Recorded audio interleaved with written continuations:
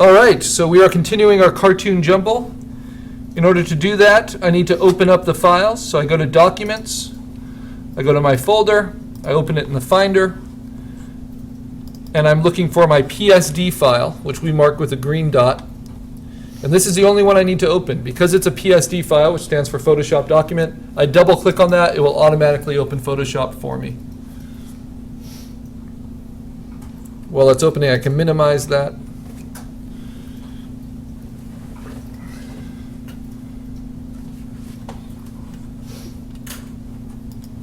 And what we set up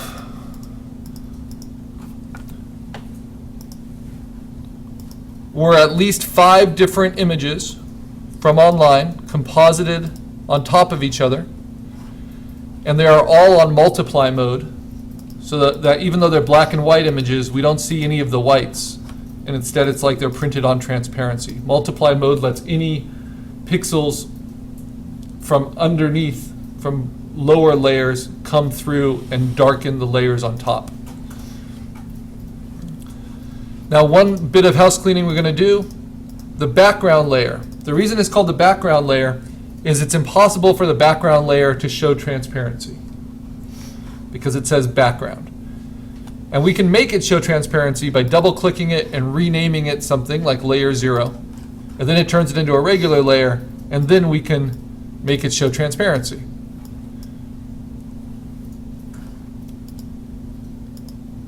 But it's not so bad to have a background layer that's locked. But what I like to do is just always make it blank white. And if you think of that like the printer paper that you're going to be printing your inks on. So I'm going to click on the background layer. Then I'm going to select it all by going up to Edit. Select all, not Edit. Command A is the shortcut. And on the background layer, you also have to select all of it in order to do certain things. It won't just do it automatically like other layers. Once it's all selected, I can go to Edit, Fill, and I'm going to fill the entire thing with white at 100% at normal mode. And that gives me blank paper white. And then on top of that, I have my multiply mode images. Now these are taken from online, but now we need to transform them, make them our own, like Arturo Herrera does in his work. So even this very first layer, I might decide I want to transform a little bit. And I transform by hitting Command T. That's the shortcut for free transform. You can also find it under Edit, free transform there, and it'll teach you the shortcut. So if there's anything you find you're doing a lot, pay attention to what the shortcut is. You might want to use it. And Command T draws a transform box around your layer. And as long as you have that transform box, it won't let you do anything else, until you apply the transformation. And you apply it by hitting return. But what are some of the things I can do? Well, I can rotate it by clicking outside of the box and moving back and forth. If I take a corner of the box, I can scale it up and down. I can extend it, stretch it, but if I hold down Shift, it will lock it to its original proportions, which is very handy because we don't always want to distort things that we change. If I right-click on it, and this is going to be huge in our next exercise, I get the other transform options, like warp, or distort, or skew. And you can play with those. I can also rotate it various ways. I can even flip the negative. Flip it on a different axis. Warp is an especially interesting one. It draws a 9-panel grid, and then you can push and pull on different points of the grid to change the shape. Now this works really well with animation and cartoon imagery because everything's on a curve usually. And so this still communicates the same kind of line work, even though it's quite a distortion of Bugs Bunny. And I got to control the distortion. If I want to see what it looked like before I warped it, I can open up my history. and I can always just go back. So I went from that, and just with the transform tool, made it into this. Still not our own original work, but at least a little bit more transformed towards our own taste. Okay, I want you to do that with each layer. Make it your own. Click on it, Command T, transform it, stretch it, maybe even warp it. Remember, we chose similar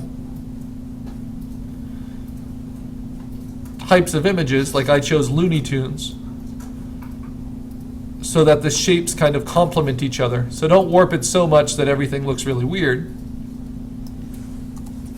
But we're making our own drawing by overlapping found images. You can also just use the Command T to move it around without having to use the move tool. Just clicking in the middle of the box, clicking and dragging will move it around. Be careful not to click and drag dead center, because that will actually move the point of distortion. But one of my favorite tools of all time is the transform tool in warping. And it was introduced into Photoshop, I want to say in CS3 maybe. But it's a fantastic tool.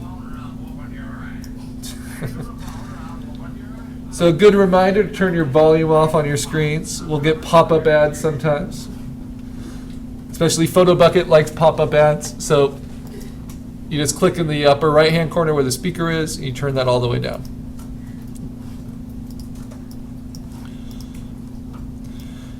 Now, so here's the problem. As I'm layering up my 5 different images, and we'll talk a little bit about why 5 is a good number to always composite with, 5 or more in our first assignment. I start to get it to be pretty messy in the middle here. So the other distortion I can do, or change I can do, is start to erase. And there's only one way I want you to erase for this project. Instead of using the eraser tool, which is linked to a brush, which can be hard or soft or different opacities, and it's a very cool tool we'll be using a lot later, I want you to just keep it more basic and use the Lasso tool. Lasso allows you to select. So if I'm going to take this character and erase parts of it that I don't think are very helpful, like maybe his arms, I'm simply going to draw with the lasso around parts I want to remove.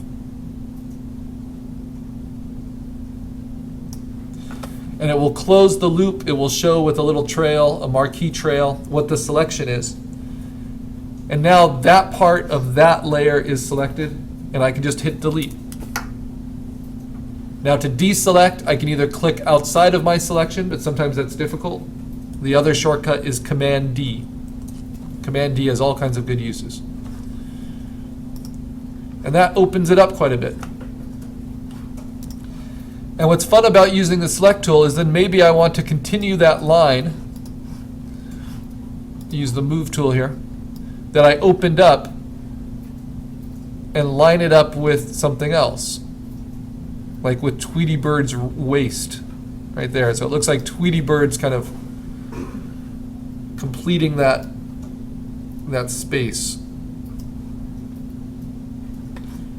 And I'm still on this same layer. You can see which layer you're on by toggling the eyeball.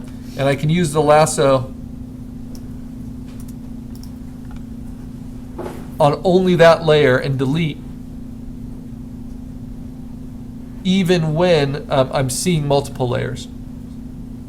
So now if I switch to the Tweety Bird layer, I can delete things from Tweety Bird that I think are a little distracting.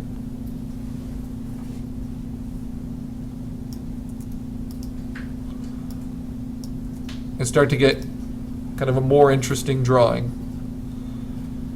And the most common thing in a cartoon jumble that you want to delete are things that distract the viewer and immediately make them realize they're looking at a character. Things like eyes.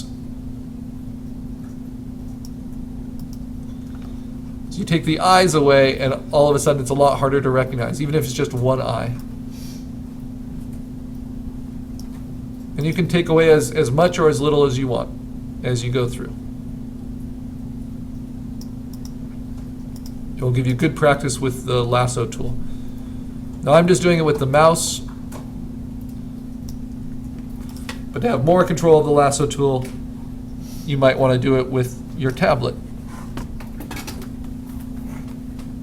Pressure sensitivity doesn't matter with the lasso, but you can definitely have a better kind of hand feel using it.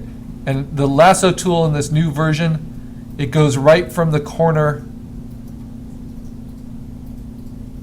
of the triangle, of the black triangle. It used to draw from the bottom of the lasso.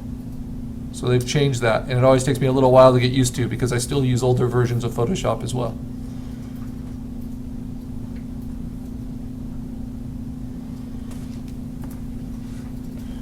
Again, it's all about experimenting and being willing to fail, trying things out, seeing how they work for you.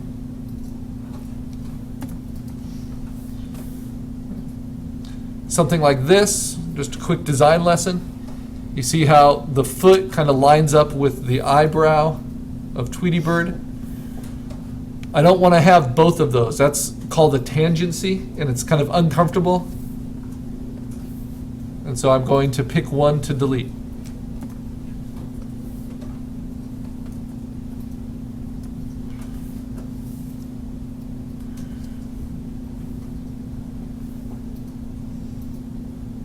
All right. I put Bugs Bunny in there. I might delete some things from Bugs Bunny. At least something really identifiable, like his teeth and his eye.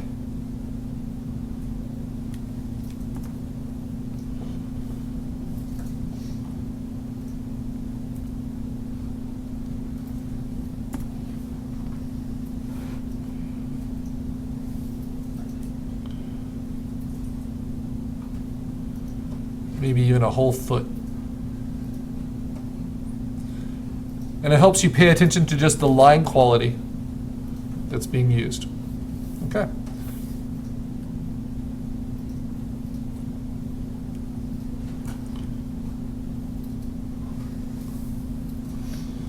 Now you can also let your selection travel between different layers. So if I want to open up, let's say the palm of the hand here for Bugs, I just draw around the part I want to erase. Remember, Command plus will zoom in, Command minus will zoom out, Command 0 will fit it all on the screen. So that's an easy way to quickly navigate.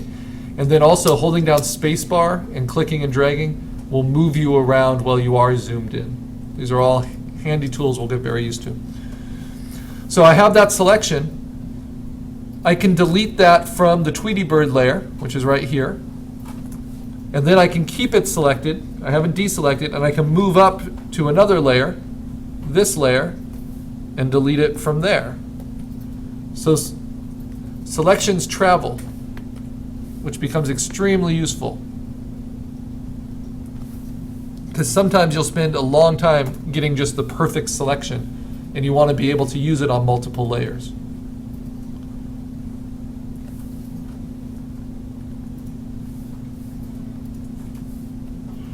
Okay. Keep building, keep customizing. I've got my first kind of full bleed blacks here with Marvin the Martian.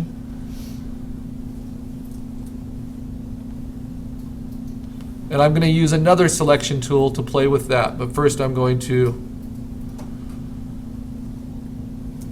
right click inside the transform box, warp him a little bit. I definitely want the broom handle top showing, but I'm not sure about the rest. So I play with it using the warp tool. All right, hit return to lock it in. And now I want to select all of that black space and get rid of it. But I don't want to have to do that with the lasso. You know, selecting it around chunk by chunk and deleting. So you can use some other tools as well. Underneath the lasso, you'll see the quick selection tools. So quick selection is a brush